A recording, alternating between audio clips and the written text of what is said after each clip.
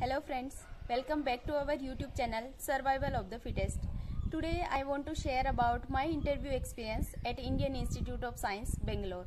So first of all, we can divide this video into 4 parts, so easily understandable. First is the mode of entry, who can apply and what eligibility are required.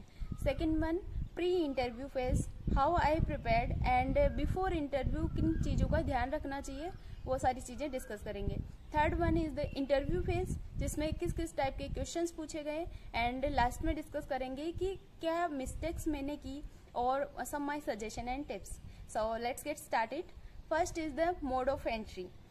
सबसे पहले you need to qualify any national level exam like CSI NET exam and GATE exam. और CSI NET exam अगर qualify है तो उसमें JRF होना compulsory है, because LS अगर क्वालिफाई हो ओनली तो वो आपको एलिजिबल नहीं हो. ओके तो जब JRF होता है तभी वो वहाँ से इंटरव्यू कॉल लेटर आता है. और इसके अलावा जो गेट का जो क्राइटेरिया है वो वेरी करता है year wise and category wise भी. सो दिस ईयर 2021 में जो गेट का जो स्कोर था वो था 700 out of 1000 for general category. Okay तो ये ईयर वाइज और कैटेगरी वाइज वेरी करता रहता है. और मेरा जो मोड ऑफ एंट्री था वो था CSI नेट JRF.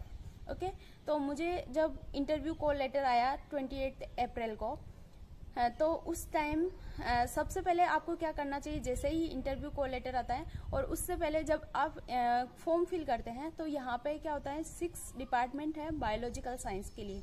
तो 3 डिपार्टमेंट के लिए एक फॉर्म के अंदर हम फिल कर सकते हैं. तो सारे डिपार्टमेंट के लिए अगर आपको फिल करना है 6 डिपार्टमेंट के लिए तो आपको 2 डिफरेंट फॉर्म फिल करने पड़ेंगे.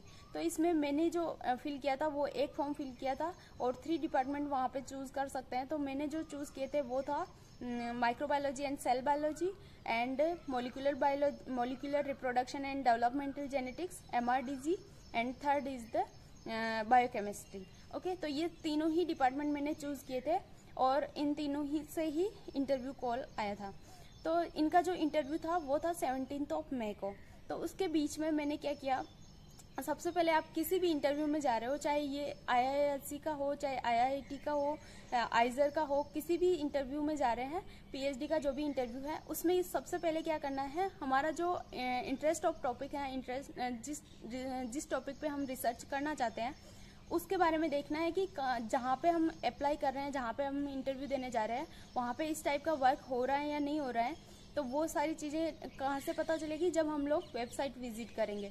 तो सबसे पहले वेबसाइट को विजिट करना है, उनका वर्क देखना है कि किस किस टाइप से कौन कौन सा वहाँ पे रिसर्च वर्क चल रहा है, कौन कौन से प्रोफेसर हैं, ताकि थोड़ा सा फेमिलियर हो जाए कि कौन कौन से प्रोफेसर वहाँ वर्क कर रहे हैं और किस किस टाइप का वहाँ पे वर्क चल रहा है. तो मैंने भी यही किया था. सबसे पहले मैंने वेबसाइट विजिट की और उन सब का जो भी वर्क चल रहा है वो सारा वहाँ पे डिटेल में दिया हुआ रहता है.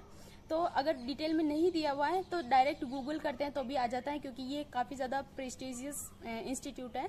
तो इनका जो भी रिसर्च वर्क चल रहा है वो सारा गूगल पे आ जाता है. तो वो सारा सर्च करना है. उसके बाद आपका जो टेक्निक वाला पार्ट है वो बिल्कुल क्लियर होना चाहिए, बेसिक्स बिल्कुल क्लियर होना चाहिए. बिकॉज वो जो क्वेश्चन स्टार्ट करते हैं वो कहाँ से करते हैं, बिल्कुल बेसिक्स से स्टार्ट करते हैं, उसके बाद वो हायर लेवल पे पहुंचते हैं. तो सबसे पहले आपका बेसिक्स बिल्कुल क्लियर होना चाहिए, अच्छे से बेसिक्स को ब्रश अप करके जाइए. और उसके बाद एनालिटिकल अप्रोच बहुत अच्छे से होनी चाहिए, बिल्कुल काम रहना है. और नेक्स्ट आते हैं प्री इंटरव्यू फेज पे. तो प्री इंटरव्यू फेज में ये सारी चीज़ें होनी चाहिए. उसके बाद है इंटरव्यू फेज. तो इंटरव्यू फेज में वो किस किस टाइप के क्वेश्चंस पूछे गए थे. और उससे भी पहले जो ऑनलाइन इंटरव्यू था, तो ऑनलाइन इंटरव्यू में एक चीज़ हमें ध्यान रखनी चाहिए कि हमारी जो कनेक्शन है, जो नेट कनेक्शन है, नेट की जो स्पीड है वो बिल्कुल अच्छे से होनी चाहिए. बिकॉज वहाँ पे बिल्कुल कुछ भी प्रॉब्लम आती है तो वो कोई भी उसकी रेस्पॉन्सिबिलिटी सारी हमारी होती है. तो उसके लिए हमें क्या करना है, हमारी जो इंटरनेट स्पीड है वो बिल्कुल अच्छे से होनी चाहिए. और उससे पहले जब इंटरव्यू कॉल लेटर आता है तब एक अंडरटेकिंग फॉर्म दिया जाता है, जिसमें हमें बताना होता है कि हम जब इंटरव्यू दे रहे होंगे तब कोई भी हमारे साथ में नहीं होगा, या फिर कोई भी रिकॉर्डिंग वगैरह कोई ऐसी डिवाइस नहीं होगी, रिकॉर्ड नहीं करेंगे इसको. तो वो जो अंडरटेकिंग फॉर्म है उसकी जो स्कैन कॉपी है वो तो पहले से अपलोड करनी पड़ती है. उसके अलावा जो उसकी हार्ड कॉपी है वो एक कॉपी अपने पास वहाँ पे इंटरव्यू के टाइम में रखनी है, क्योंकि वो एक बार पूछते हैं. ओके तो ये सारी चीज़ें इंटरव्यू से पहले ध्यान रखनी है। उसके बाद है इंटरव्यू फेज। इंटरव्यू फेज में इसमें 2 राउंड होते हैं इंटरव्यू के। फर्स्ट राउंड में थोड़े सिंपल टाइप के क्वेश्चन पूछे जाते हैं, सेकंड राउंड में थोड़ा ज़्यादा हाई लेवल के एनालिटिकल क्वेश्चंस पूछे जाएंगे। तो फर्स्ट राउंड में मेरे को क्या क्या क्वेश्चंस पूछे गए थे वो सारे डिस्कस करेंगे आज। तो फर्स्ट जो मेरा था वो 17th को आफ्टरनून सेशन में माइक्रोबायोलॉजी एंड सेल बायोलॉजी का था। तो उसमें 3 पैनल मेंबर्स थे। उनमें से जो चेयरपर्सन थे उन्होंने सबसे पहले कुछ भी इंट्रोडक्शन भी नहीं लिया था, उन्होंने खुद ने ही मेरा इंट्रोडक्शन बता दिया था। बिकॉज जो उनमें से एक जो पैनल मेंबर होता है उनके पास हमारा सारा बायोडेटा होता है और जो दूसरे होते हैं उनके पास कुछ नहीं होता। तो उनको बताने के लिए उन्होंने खुद ने ही एक्सप्लेन कर दिया था कि मेरा जो स्कूलिंग है वो कहाँ से है और मेरा जो ग्रेजुएशन है, मास्टर्स है, वो किस किस में है। तो वो जो क्योंकि वो भी डिफरेंट प्लेसेस से ले रहे होते हैं, तो उनमें से एक के पास हमारा सारा बायोडेटा होता है। ओके, और उसके बाद जब आपका मास्टर्स के बाद अगर इंटरव्यू के बीच में जो गैप है, अगर आपका गैप है तो उसके गैप के बारे में पूछते हैं। तो उस गैप के बारे में जो भी आपने उसके अंदर किया है वो सारी चीज़ें आपको अच्छे से बता देनी है। उसके अलावा आपका अगर मास्टर्स के अंदर कोई प्रोजेक्ट रहा है तो प्रोजेक्ट के बारे में पूछेंगे, लेकिन मेरा कोई प्रोजेक्ट नहीं था तो मुझे डायरेक्टली वो उन्होंने क्वेश्चन स्टार्ट कर दिए थे। ऐसा भी नहीं पूछा था कि आपका प्रोजेक्ट क्यों नहीं है या फिर ऐसा कुछ भी नहीं पूछते हैं। ओके, तो सबसे पहले जो फर्स्ट क्वेश्चन था वो था कि 1 protein in my hand fully sequenced protein है, और यहाँ पे इधर एक साइड में सेल कल्चर हो रहा है। कल्चर के बारे में उन्होंने बाद में बताया था, पहले बोला था कि एक प्रोटीन है मेरे हाथ में, फुली सिक्वेंस्ड प्रोटीन है। तो उस प्रोटीन को मुझे आइडेंटिफाई करना है कि ये सेल के अंदर कौन से सेल ऑर्गेनेल्स के अंदर एक्सप्रेस हो रही है। तो इसके लिए एक एक्सपेरिमेंट डिजाइन करो। तो ये अभी सुनने में काफ़ी इजी क्वेश्चन लग सकता है, लेकिन मैंने ये जो प्रैक्टिकल वाला नॉलेज है मुझे वो थोड़ा कम ही था, तो इस वजह से मैं थोड़ा ज़्यादा ही नर्वस हो गई और मुझे इन विवो या इन विट्रो इस टाइप से मैं कंफ्यूज हो गई कि किस तरह से पूछ रहे हैं। उसके बाद उन्होंने बोला कि एक सेल कल्चर भी है हमारे पास, तो फिर मैंने उसमें बताया कि किस तरह से उसको सेपरेट करेंगे प्रोटीन को और किस तरह से उसको या तो ग्रीन फ्लूरेसेंटली टैग्ड करेंगे। तो उन्होंने बोला कि इस जो हमारा जो आंसर होता है उसी में से वो कुछ पॉइंट, कुछ जो वर्ड हैं वो पिक करके उसमें से वापस वो नए नए क्वेश्चंस निकालते जाते हैं। तो जो मेन क्वेश्चन था वो था यही था। उसके अलावा जो मैंने आंसर दे रही थी उन्हीं में से कुछ वर्ड पिक कर रहे थे, जैसे सेंट्रीफ्यूगेशन के बारे में बोला तो उन्होंने सेंट्रीफ्यूगेशन के बारे में पूछ लिया, आरपीएम क्या होता है, ये सारी चीज़ें पूछ ली। ओके, उसके बाद आता है सेकंड क्वेश्चन। सेकंड क्वेश्चन में एक मैम थे, उन्होंने पूछा कि बैक्टीरिया किस तरह से रेजिस्टेंट होता है एंटीबायोटिक्स के। Okay, so how bacteria get resistant to antibiotics. तो इसमें वो जो बीटा लैक्टेमेज का जो रोल है वो सारी चीज़ें बतानी थी। इसके अलावा थर्ड क्वेश्चन था how to identify the cell in mitosis. जो माइटोसिस के अंदर सेल है उसको किस तरह से आइडेंटिफाई करोगे। तो ये सिंपल सा एक्सपेरिमेंट हम लोग करते हैं, तो ये सारी चीज़ें बतानी है कि किस तरह से क्रोमोसोम अरेंज हो जाते हैं। तो उसी में से सेल साइकिल से रिलेटेड भी वो काफ़ी सारे क्वेश्चंस पूछ सकते हैं। उसके अलावा नेक्स्ट क्वेश्चन था prepare 5 molar of NaCl। Okay, तो ये सारे क्वेश्चंस थे सेल बायोलॉजी से के अंदर, माइक्रोबायोलॉजी एंड सेल बायोलॉजी वाले डिपार्टमेंट में। अब नेक्स्ट जो इंटरव्यू था वो था 18th मॉर्निंग सेशन में, और ये था molecular reproduction and developmental genetics में। ओके, तो इसमें मेरे को सबसे पहले इंट्रोडक्शन पूछा गया। जैसे ही मैंने इंट्रोड्यूस किया उन्होंने उसी तरह से गैप के बारे में पूछा। उसके बाद उन्होंने पूछा, यहाँ पे जो क्वेश्चंस थे उनका लेवल थोड़ा सही था, मतलब थोड़ा लो ही था। वो बिल्कुल सिंपल क्वेश्चन से स्टार्ट किया था कि प्रोकैरियोटिक एंड यूकैरियोटिक सेल में क्या डिफरेंस है। ओके, तो उसके बारे में मैंने जो डिफरेंस बताया उसमें जो मेरा आंसर था उसमें कुछ एक वर्ड था कि कंपार्टमेंटलाइजेशन। तो उन्होंने कहा कि क्या नीड हुई, क्या ऐसी रिक्वायरमेंट हुई कि कंपार्टमेंटलाइजेशन करना पड़ा, तो उसके बारे में बताना था। उसके बाद कि जो सेल ऑर्गेनेल्स होते हैं उनको किस तरह से सेपरेट करेंगे, तो इसके बारे में भी एक्सपेरिमेंट डिज़ाइन करना था। और स्पेसिफिकली लाइसोसोम के बारे में पूछा था कि लाइसोसोम को किस तरह से सेपरेट करेंगे वहाँ से सेल के अंदर से या फिर किसी कल्चर में से, किसी टिश्यू में से। ओके, उसके बाद लाइसोसोम के बारे में पूछा कि लाइसोसोम का फंक्शन क्या होता है। तो मेरा जो आंसर था उसमें ऑटोफेजी आया था। तो उन्होंने बोला कि ऑटोफेजी क्या होता है और लाइसोसोम के स्पेसिफिक कोई जो सिग्नल सीक्वेंस होती हैं वो क्या होती हैं।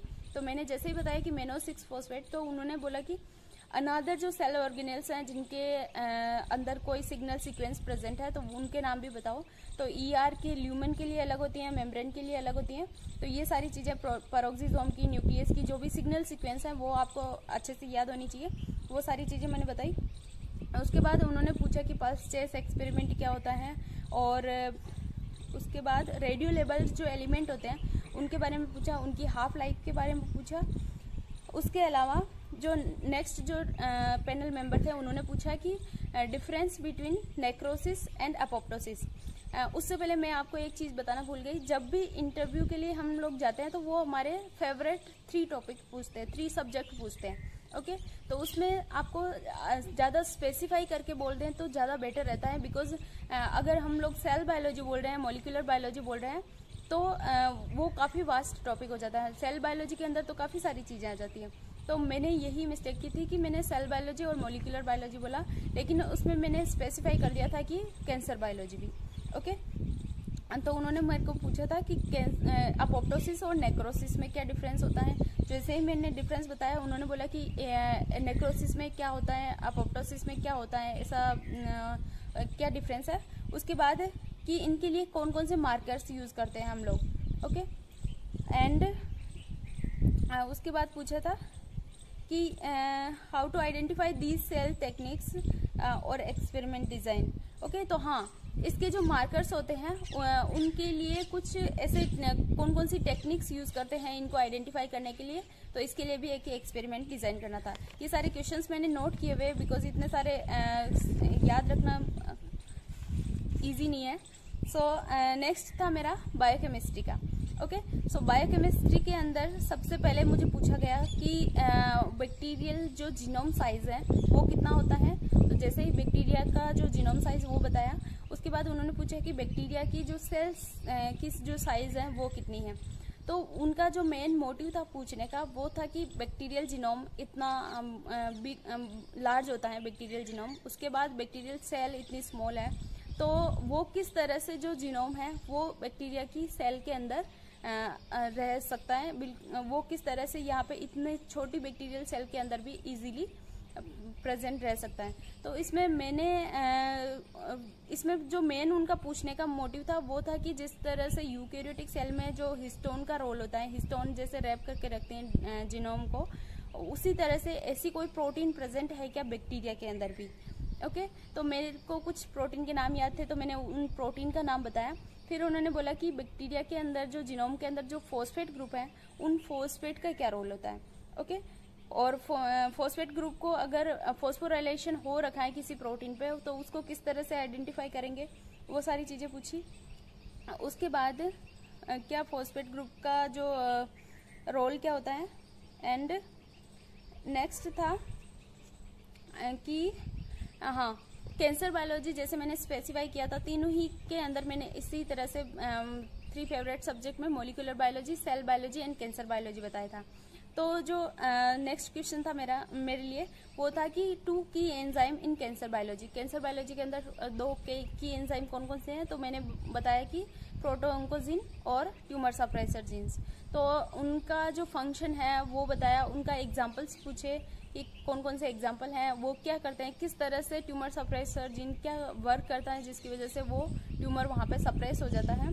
तो ये सारी चीज़ें पूछी। उसके अलावा पूछा गया था कि नेक्स्ट जो पैनल मेंबर थे उन्होंने पूछा कि जो SARS-CoV-2 है उससे रिलेटेड ऐसे कौन कौन से और कोई वायरस हैं क्या। तो मैंने SARS-CoV-1 जो आया था, SARS-CoV एंड इसके अलावा जो मर्स था उसके बारे में बताना था। अब उन्होंने पूछा कि इसमें उन दोनों में क्या डिफरेंस है और ऐसा क्या हुआ कि ये काफ़ी ज़्यादा फैल रहा है और वो इतना फैल नहीं रहा था और इतना मतलब डिजीज़ कोज नहीं कर रहा था, इतना हार्मफुल नहीं था जितना ये है। तो इसका क्या रीज़न है, ये सारी चीज़ें बतानी थी। और इसके अलावा काफ़ी सारी चीज़ें इसके अंदर ही पूछी थी कि जैसे स्टेल्थी नेचर होता है, एसिम्प्टोमेटिक है, वो सारी चीज़ें। ओके, तो ये सारे थे क्वेश्चंस अब मैंने क्या मिस्टेक की थी, मेरा जो इंग्लिश की जो फ्लुएंसी है वो इतनी अच्छी नहीं है, तो मैंने जाते ही उनको बोल दिया था कि मेरा इंग्लिश इतना अच्छा नहीं है, तो क्या मैं हिंदी में बोल सकती हूँ क्या।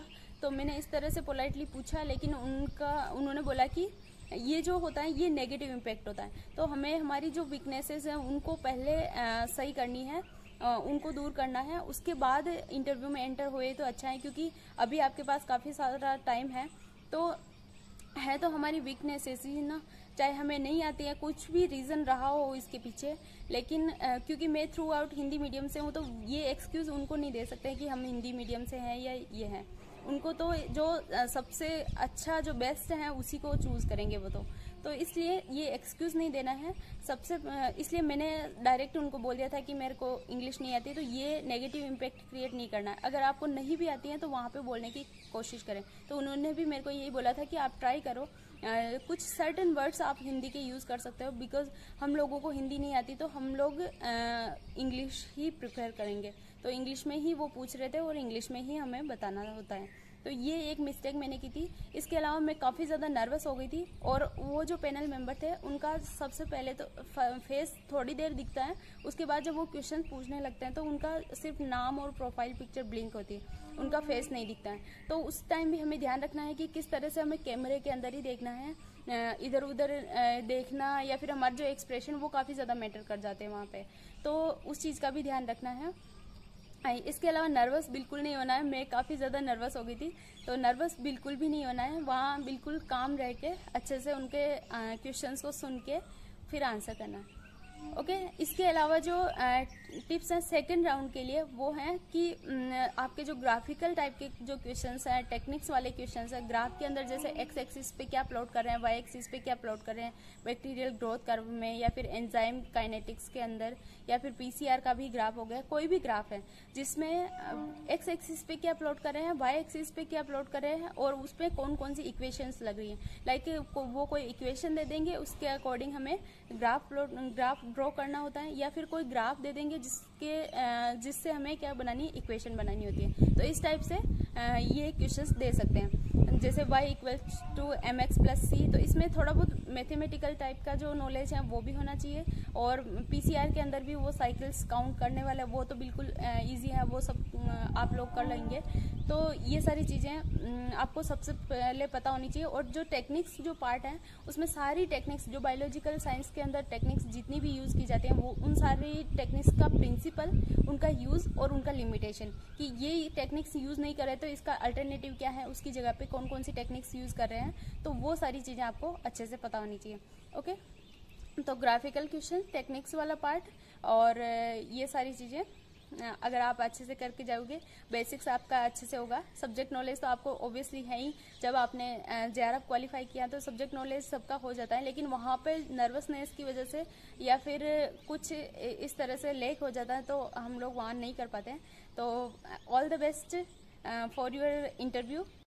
Thank you so much for watching. अगर आपको वीडियो पसंद आता है तो लाइक ज़रूर करें, अपने फ्रेंड्स के साथ शेयर करें। जिसका भी इंटरव्यू है, चाहे वो IISc का ही नहीं, किसी भी इंस्टीट्यूट का इंटरव्यू हो, ये सारे टिप्स आपको में भी हेल्पफुल रहेंगे। और अगर आपको ये वीडियो हेल्पफुल लगता है तो इसको लाइक ज़रूर करें, चैनल को सब्सक्राइब करें, ताकि इसी तरह से और भी इंफॉर्मेटिव वीडियो आपको सबसे पहले मिलते रहें। और अगर आपने हमारा टेलीग्राम चैनल ज्वाइन नहीं किया तो उसको भी ज्वाइन कर लें, ताकि वहाँ पे जो लेटेस्ट अपडेट होती हैं वो सबसे पहले मैं वहाँ पे बताती हूँ। इसके अलावा वहाँ पे 5 क्वेश्चंस का डेली क्विज होता है, तो आप अगर CSI नेट की प्रिपरेशन कर रहे हैं तो वहाँ पे अपने आप को एनालाइज कर सकते हो रोज़। और उन 5 क्वेश्चन के सारे ऑप्शन से रिलेटेड अगर आप टॉपिक्स हर डेली अगर क्लियर कर रहे हो तो वो ही काफ़ी ज़्यादा हो जाता है। धीरे धीरे आपके पास काफ़ी ज़्यादा नॉलेज हो जाएगा। तो उन सारे क्वेश्चंस को आप हर एक टॉपिक को खुद से सॉल्व करने की कोशिश करें, और हर एक ऑप्शंस को भी अच्छे से उसके अंदर डीपली स्टडी करने की कोशिश करें। So I hope you like this video. Thank you so much for watching. मिलते हैं नेक्स्ट वीडियो में। Till then bye.